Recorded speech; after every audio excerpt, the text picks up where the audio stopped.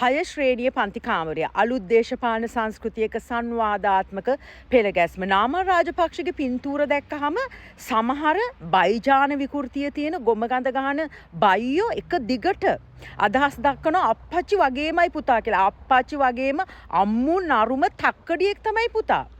පළමු වතාවට නාමල් රාජපක්ෂ ප්‍රකාශයක් කරනවා තමන් නියෝජනය කරන අවජාතක ප්‍රභූ පන්තිය වෙනුවට අපේ පන්තියේ මිනිස් කුලකයක් වෙනුවෙන් පෙනී හිඳිනවා කියලා. කවුරු වෙනුවෙන්ද පෙනී හිඳින්නේ? කවුරු වෙනුවෙන්ද පෙනී හිඳින්නේ? මේ මොහොතේදී බන්ධනාගාරය තුල මීගමුව බන්ධනාගාරය තුල මියගිය රැඳවියන් වෙනුවෙන් පෙනී හිඳිනවා. මම බොහොම සන්තෝෂයි. පළවෙනි වතාවට මේ තක්කඩියා අපේ පන්තියේ මිනිස්සු වෙනුවෙන් තක්කඩිකමට හරි පෙනී හිඳිනවා. මෙතෙක් කල් මේ රටේ හිටපු අවජාතකයෝ වෙනුවෙන්ම පෙනී ඉඳලා මේ මොහොතේදී මේ තක්කඩියා අපේ පන්තිය උන් නිසාම මේ වගේ අපාගත ජීවිත හිමි වෙච්ච අපේ පන්තියේ මිනිස්සු වෙනුවෙන් පෙනී හිඳිනවා. තොර මේ පෙනී හිඳීම කරන්නේ මොකක්ද? තමන්ටයි තමන්ගේ පවුලේ අවජාතක 70ටයි හෙට අනිද්දා අඳින්න සිද්ධ වෙලා තියෙන ඒ ජම්පරෙන් ගැලවෙන්න කියන එක අපි දන්න සත්‍යයක්නේ. අපි දන්නවා මේ මොහොත වෙනකොට මේ රට ඇතුලේ බල්ලෙක්ගේ මලකුණකින් හරි මේ නරුමයන් කණ්ඩායම උත්සාහ කරන්නේ තමන් සහ තමන්ගේ මේ අවජාතක 70 බන්ධනාගාරගත වීම නවත්ව ගන්නට මාලිමා රජය පෙරලන්න. කුම්මන හෝ දේව ආශිර්වාදයකට මේ කාලකන්ණි නරුම අවජාතක 70 කරන හැම කාරණාවක අවසානයේදී ඒ අයගේ තියෙන ඒ නපුංසක බෙලහීනතාවය ඉස්මතු වෙලා මේ රටේ පුරවැසියාට සිදුවිය යුතුම අවශ්‍යම නොයකුත් ආකාරයේ කරුණු කාරණා නීති රීති කටයුතු රාජතාන්ත්‍රික කටයුතු බිම්මට්ටමේ කටයුතු මේ සියලු දේ සිදු වෙනවා. මේ සිදුවීම් වල අවසානය තුල මාලිමා රජයට තමන්ට බය නැතුව අත තියන්නට පුළුවන් ප්‍රශ්න වලට අත තියාගන්න කොන්දක් රජයක් හැටියට ජනතාව තුලින් ජන හඬක් හැටියට ඇති වෙනවා. ඒක ලොකු ආශිර්වාදයක් මේ මොහොතේදී. මම කියනවා මේ නාමල් රාජපක්ෂ කියන තක්කඩියට පුළුවන් නම් කටුවාපිටිය හන්දියට ඇවිල්ලා මේ විදිහටම පාස්කු ප්‍රහාරයෙන් මියගිය ඒ කුඩා දරුවන් ඇතුළු නිරායුධ අහිංසක මිනිස්සු 270 දෙනා සහ ඒ 500කට අධික පිරිසක් වින්දිතයන් බවට පත් වුණානේ. ඒ අය වෙනුවෙන් පෙනී හිඳිනවා කියලා ඇවිල්ලා කියන්නකෝ කටුවාපිටිය හන්දියට. මේ තරම් සහකම්පනයක්, මේ තරම් අනුකම්පාවක්, මේ තරම් වේදනාවක් රැඳවියන් සම්බන්ධයෙන් නාමල් රාජපක්ෂ නරුම තක්කඩියෙක් කියන එක පන පිටින් ඔප්පු කරලා තියෙන්නේ මේ වෙනකොට.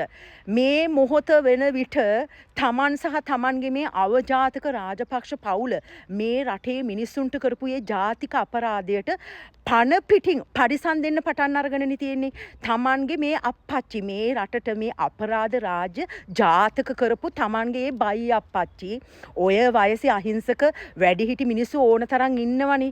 දෙයියනේ කියලා කකුල් දෙකෙන් ඇවිදගෙන යනවා. දැන් මොකද වෙලා තියෙන්නේ? මල කුණක් වගේ 4 දෙනෙක්ට උස්සගෙන යන්නට වෙලා තියෙන්නේ. අපි දන්නවනේ මොකක්ද තියෙන ලෙඩේ කියලා. ඉතින් තේරෙනවා මේ රටට කරපු දේ Tamanට අවසානයේදී කෙරිලම ගිහිල්ලා තියෙන්නේ. මේ රටේ මිනිසුන්ට පුළුවන් තරම් ජාතිවාදයේ ආගම්වාදයේ ඇති කරලා ඒ තුලින් Tamanගේ දේශපාලන බලය හරිගස්සගෙන මේ රටේ පාතාල කල්ලි සමාජිකයන් මද්ද්‍රව්‍ය ජාවාරම්කරුවන් දූෂිත දේශපාලඥයන් දූෂිත ව්‍යාපාරිකයන් මේ කියන සියලුම ආකාරයේ මේ රටේ මිනිස්සුන්ගේ දේපල මංකොල්ල කෑ මිනිස් ජීවිත අවභාවිතා කරලා ඒ විදිහට දේශපාලනය කරපු මේ කාලකන්ණි නරුමයා අවසානයේදී මේ රැඳවියන්ගේ මලමිනි මතින් කොහොම හරි ගොඩ වඩා ගන්න උත්සාහ කරනවා. කවමදාවත් සිද්ධ වෙන්නේ නැහැ. මාලිමා රජය කියලා කියන්නේ මේ මොහොතේ සෝබා දහම තුලින් මේ අපේ රටේ මිනිසුන්ගේ ජීවිතවලට මේ අවජාතකය කරපු ජාතික අපරාධය දැකලම තෝරාගත්ත පත් කරගත්ත ආණ්ඩුවක් බලයක්. මේක ජන බලයක්. මේ අය මේ සෙල්ලම් කරන්නේ කවුරු එක්කද? ජනතාවගේ ජනතා පරමාධිපත්‍ය එක්ක. මේ රටේ 68 ලක්ෂයක මිනිස්සු මාලිමා රජයයි අනුර ජනාධිපතිතුමාවයි තෝරාපත් කරගත්තේ කවමදාවත් අවුරුදු 2ක් 3ක් යනකොට මේ වගේ අපතයන්ට ගෝතයන්ට නරුමයන්ට තක්කඩියන්ට නැවත Tamanගේ ජීවිතේ බාර දෙන්නද? අවුරුදු 76ක් තිස්සේ දුක් විඳින මිනිහා හැමදාම දුක් විඳා. මේ වගේ පර අවජාතක හැත්ත හිංගන පවුල්වල ඉපදිලා කොහොම හරි දේශපාලනයට රිංගලා කරපු දේ මිනිස්සු ඇස් පනා පිට දැක්කා.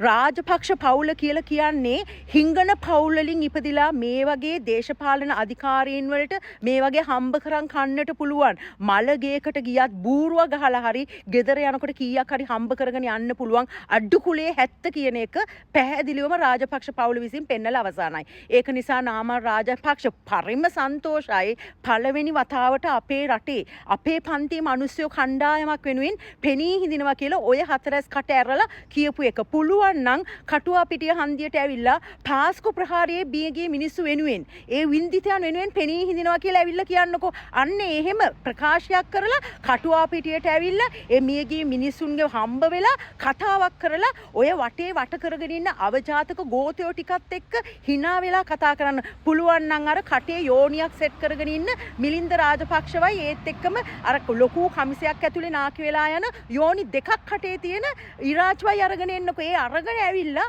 පුළුවන් නම් කටුවා පිටිය හන්දියේ පාස්කු ප්‍රහාරයෙන් මිය ගිය මේ පවුල් වෙනුවෙන් මම පෙනී හිඳිනවා කියලා හොර නීතිඥයෙක්නේ කතා කරන්න නඩුවක් කතා කරන්න. කාල කන්නියෙක් වගේ වෙන්න එපා.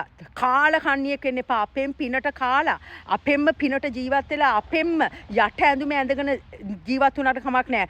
මීටත් එහා කාල කන්නියෙක් අවජාතකයෙක් වෙන්න එපා. මාලිමාවට ජය.